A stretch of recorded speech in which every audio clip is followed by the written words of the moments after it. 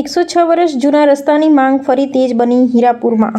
સંતરામપુર હીરાપુરમાં રસ્તાના અભાવે ખેતરોમાંથી મૃતદેહ લઈ જવાની વેદના. ગ્રામજનો ઉઠાવી 106 વર્ષ જૂના રસ્તાની માંગ.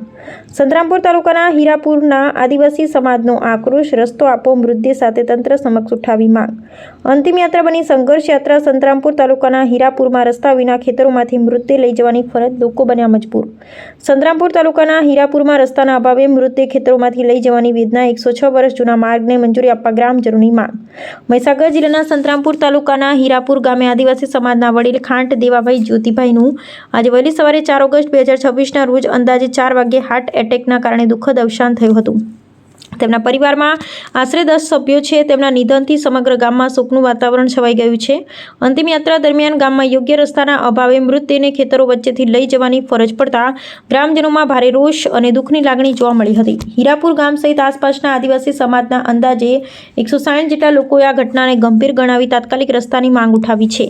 ગ્રામજનોના જણાવ્યા મુજબ આશરે 106 વર્ષથી પુરાણો શેરી હીરી તરીકે ઓળખાતો પરંપરાગત માર્ગ અસ્તિત્વમાં હતો. પૂર્વજો દ્વારા ઉપયોગમાં લેવાતા માર્ગને ફરીથી વિકસાવી પ્રધાનમંત્રી ગ્રામ સડક યોજના હેઠળ પાકો અને પહોળો રસ્તો બનાવવાની માંગ લાંબા સમયથી કરવામાં આવી રહી છે.